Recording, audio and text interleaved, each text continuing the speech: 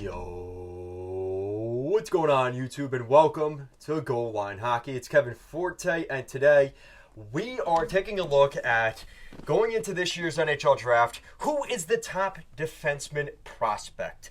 The big name everybody's been talking about, one of the best names in this year's draft class, David Reinbacher. His name has been stirring up a lot of attention here over the past couple of months, as he is projected to be the top defenseman picked in the 2023 NHL draft. So we're going to take a look at projections for him, where he might go in terms of, between maybe first overall and 31st in this year's first round. He's projected to be a first round pick, definitely a first round pick, and maybe an idea of where would he be a best fit, and also a comparable. So we're going to do some of that here today. So David Reinbacher, this is a guy that has definitely risen up the board here over the last couple of months. He's a guy that not a lot of people have been talking about, really going back to last year, but the Austrian native has definitely gained a lot of attention. He actually has the same exact birthday as me, just a different year. October 25th, 2004, the 18-year-old defenseman is already 6'2", 194 pounds. David Reinbacher has been playing most of his career in the NL. He spent a couple of seasons in the world. He's played a couple games in the World Junior Championships, so he has a little bit of experience internationally, and that's really where his name kind of got attention, was during the World Junior Championships. But this is a guy that a lot of people are saying could be the next Moritz Seider. So just for a little bit of context to that, you have to go back in history for this one, because you look at that draft, and the key thing that you're looking at for a guy like David Reinbacher is, first of all, what are some comparables? And in terms of the draft makeup, like where could he potentially go? From what we've seen in the past, where could we see him end up getting selected? So we're going to do a quick look here just to get an idea of kind of where he might go. Now, the comparables I easily make in terms of where he could go, you're going to see the top forwards get drafted, and then you start to get to that point where, well, what's our need, right? Do we need a defenseman? Do we need a goalie? Do we need this? Do we need that? I think that's kind of where this is going to play out for Reinbacher, because you look at the last couple of years, the top defensemen have not gone first overall. Other than Owen Power, right? It's usually a forward, top center available, next generational talent.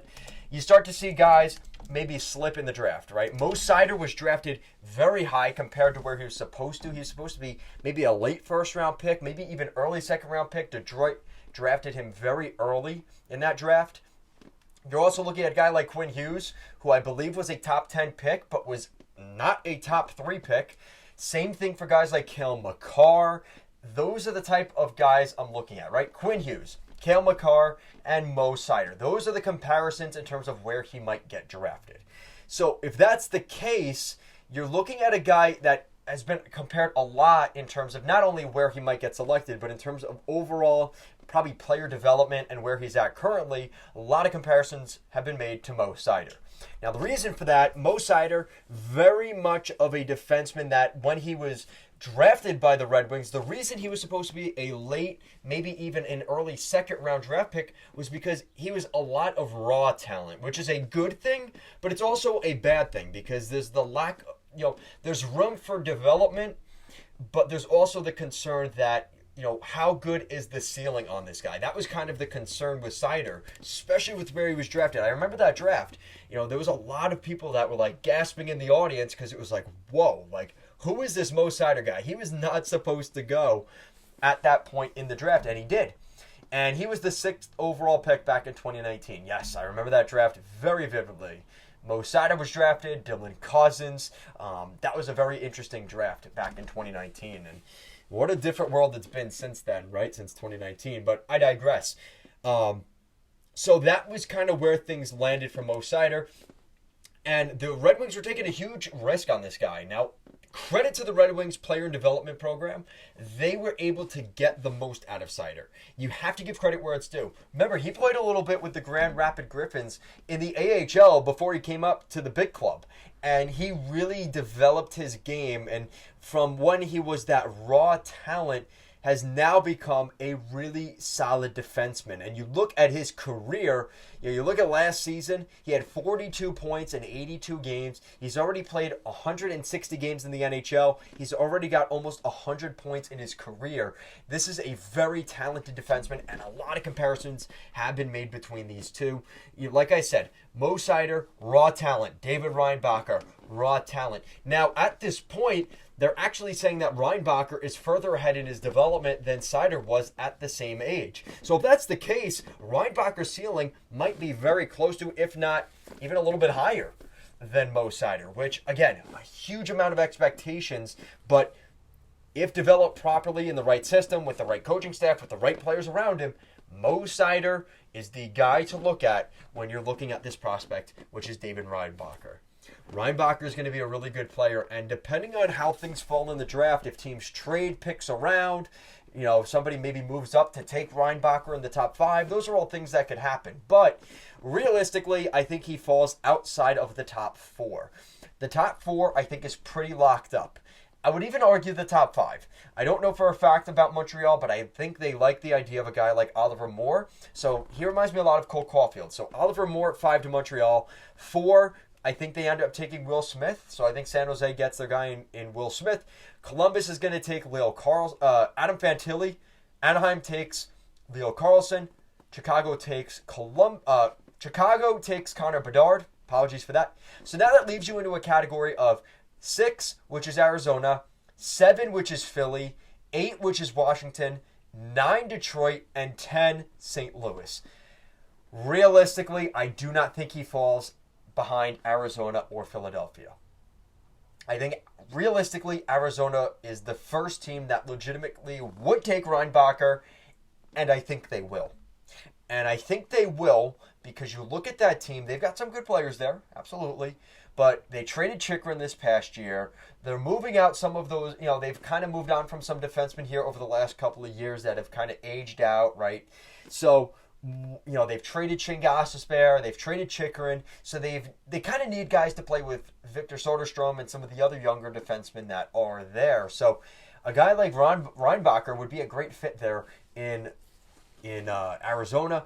Philadelphia might take him, but I'm kind of going with the idea they're going to take either Dalibor Dvorsky or Ryan Leonard, and I think Washington would be taking Michkov if he is indeed available at that point. I know Philadelphia has talked a lot about Michkov, so he might end up going there, but the way things have kind of played out, I think it's going to be very interesting because I think in that top 10, he's definitely not falling outside of that. Detroit, if they had the luxury of drafting Reinbacher, I think they would, but they really need center help, so they might go down that route. St. Louis, I think, is going to trade that pick at number 10. Unless there's someone they really like that's on the board, I think they're trading that pick. So, and the fact that we're seeing a scenario where Arizona has 2 top 12 picks, right? They have the 6th overall pick and the 12th overall pick. They could take one of those forwards that they want at that 12 spot and make sure they get Reinbacher at 6, which I think they're going to end up doing. So that's my prediction. I think he's going to end up going to the Arizona Coyotes. There's no guarantee. There's nothing saying, he's definitely going here. We're going to find out at the draft, and we're going to see if I'm right or not. But I think David Reinbacher is a perfect fit for the Arizona Coyotes, and with the way they're rebuilding things, they're obviously in a tough situation, but I think Reinbacher would be a great fit there. There's a lot of questions about what could happen with a guy like Logan Cooley, but even with that, the Arizona Coyotes have so many good young just forwards in general, right? You've got Dylan Guenther, you've got Logan Cooley, who, depending on how things work out, he's still there. This is a team that's got a lot of talent up front, and not to say you never have too many of that type of player, because those guys are all really talented, but I think looking at their defense, that's a guy that could really help them out as soon as next season. And, you've got Connor Geekie, Dylan Guenther, and those are really your top 2. You got Josh Doan, who we don't know who he's going to really be. You've got Clayton Keller for now.